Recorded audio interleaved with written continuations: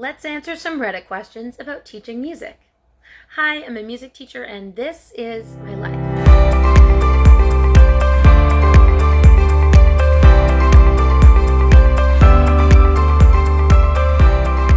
Welcome back to the channel, everyone, and welcome to those of you who may be new, and also welcome to the new house. As you can see, we're still in the process of unpacking boxes, but so far all is going well. In today's video, I'm going to be doing a part 2 as part of our Answering Social Media series. The first video focused on questions from Instagram, which, by the way, if you haven't already checked that video, I will make sure to leave the link in the description box so you can go see it. But in today's video, I'm going to be answering Reddit questions. Now, if you haven't already learned this about me, I'm a Canadian high school teacher. I teach grades 9 through 12 in a publicly funded system. And I also teach in a junior choir context in a church setting where I teach vocal music to kids grades 2 to 12. Before we jump into the video, be sure to like the video, subscribe to the channel, and ring the notification bell so you stay up to date on all of the upcoming content. This first question is from the Australian Teachers Reddit thread. So, @com-unit-201 writes, genuine question to those TikTok/Instagram teachers. How do you have time for that? Honestly, that's a great question, and I don't know the answer because I don't know how they do it. And I say they because while yes, there is an Instagram account connected with this YouTube channel, I'm just not that type of Instagram social media type teacher. I don't post highly edited short clips to Instagram hoping for them to be viral reels. I don't make viral TikTok videos about teaching hacks. My passion is mainly in teaching, and so that's where I spend the majority of my energy and time. And then YouTube is something that I just do because I enjoy it. I like sharing things that I've learned along the way, either from others or things that I learned the hard way through first hand experience.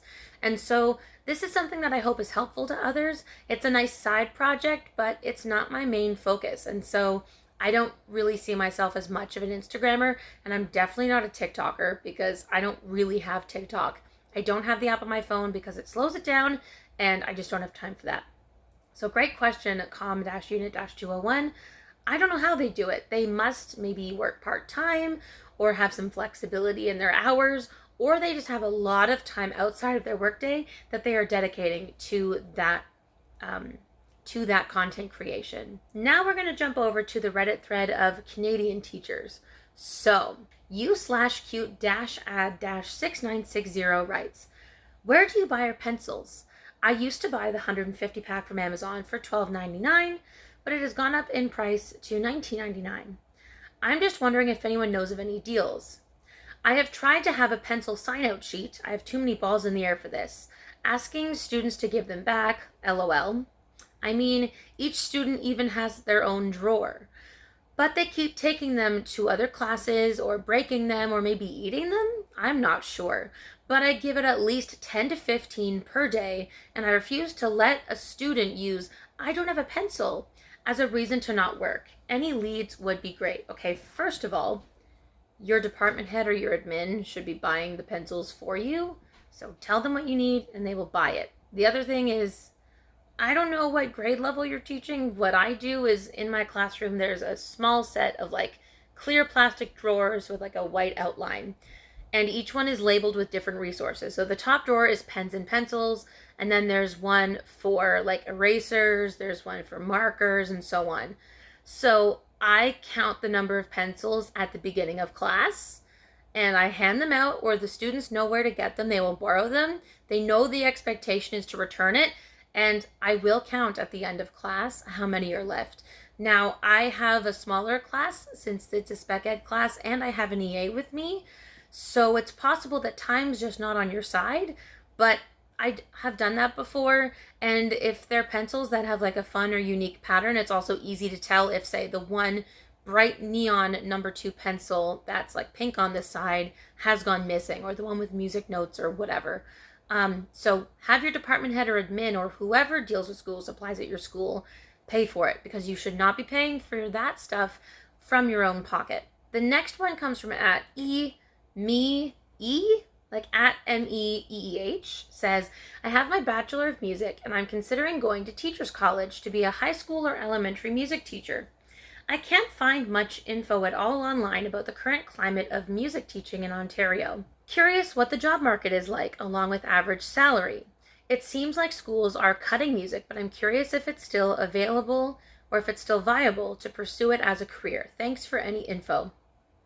So I will say that since COVID, a lot of music programs are still rebuilding. So for example, at my school, pre-COVID, with a different teacher being there, they used to have a huge choir. I mean, they have filing cabinet after filing cabinet full of music that has a number of different levels to it, different numbers of parts to it.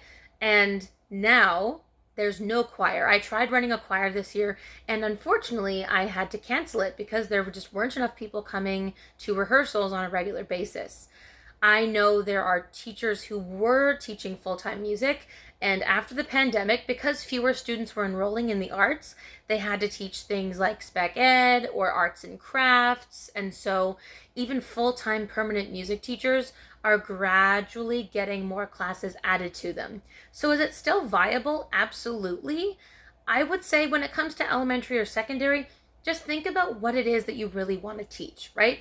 Elementary schools, sometimes they have a music teacher that teaches just music to all grades. I've also seen situations where a music teacher teaches music to older grades, but then they also have a homeroom class. And personally, that's not for me. As a high school teacher, I'm only able to teach the subjects that I'm qualified for, music being one of them. So if you really only want to teach music, then secondary might be the way to go, unless you really love working in a classroom with younger learners, in which case elementary might be a better fit. Are they cutting music? I don't think it's because of budget cuts necessarily. I think a big part of it is that the programs are really trying to rebuild, and also music programs really depend on the school. Some music programs are thriving and have lots of students. If it's a specific arts program where they, for example, have to audition to get into that school if they live too far away, then you can count on that thriving. But if you're from a smaller school, then maybe it's in a social economic area where just parents can't afford as much. It's possible that they just don't have their kids doing things like music lessons outside of school or piano lessons growing up because it's not something they can afford. So there are so many different facets or things to consider, but ultimately, no, I don't think the arts are gone. I don't think that there won't be any music teaching jobs. It can be hard to get your foot in the door though, because most music teachers I know, once they have that dream job, they ride it all the way out until retirement. So just be aware that it may be a long wait, but hopefully for you, teaching is worth it to wait it out. Next one comes from @Buffy_TVS. Now this is the last question, but I left it for last because it's a long one. So here we go. Let's jump in. They write, so normally I'm not one to care about what other people do, but this has really been bugging me.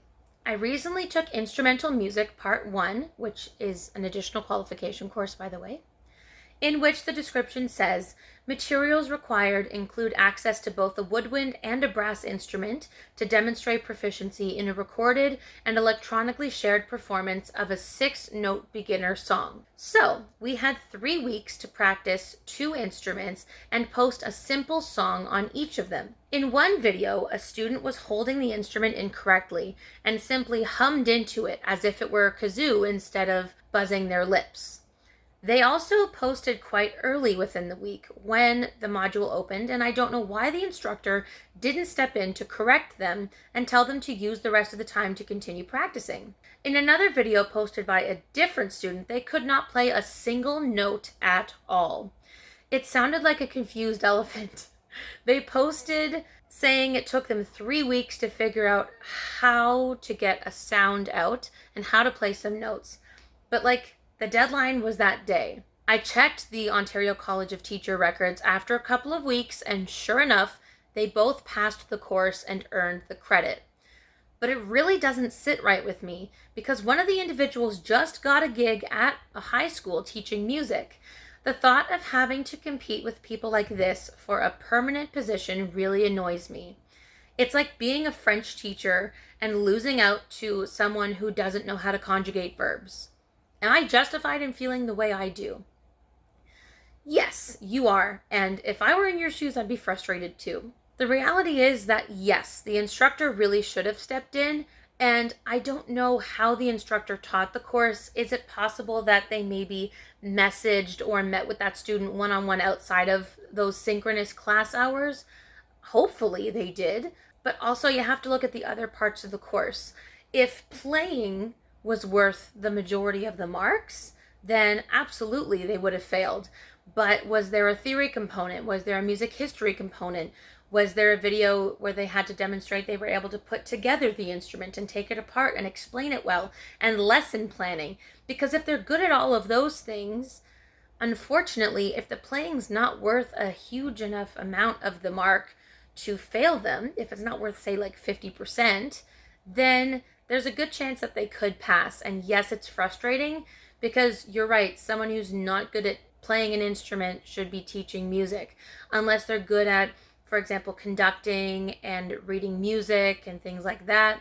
And I'll admit, when I did the vocal additional qualification course, there were people in that course who weren't necessarily the strongest singers, but they did have serviceable voices. They would have strong enough voices to demonstrate for their students. They knew how to conduct. We had to plan out a warm-up using the PASTA method that I also covered in a previous video. Go check it out if you'd like to, and I can leave the link for that in the description box below. But ultimately, yes, I can understand why it's frustrating. But I would say that it's perfect for you to include in an interview what your musical strengths are, because your resumes are both going to look similar, where you both took an additional qualification course through a university that qualifies you to teach instrumental music. But maybe you can talk about your experience, right? So do you play in a community band? What is it that you bring to the position that others don't? Do I personally think they should have passed that class? Again, it's hard to know because I don't know how the instructor structured the classes. Did they talk to that person and have them submit other recordings? I do find it surprising that they had public assignments. Usually they just hand it in to the teacher, but I can understand you feeling justified in the way you feel. So your question is, am I justified in feeling the way I do? Yes, I absolutely think you are.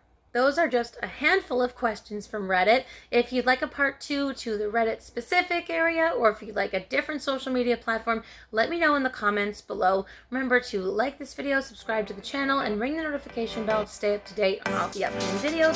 Give us a follow on Instagram, and we'll see you back on this channel very soon. Bye!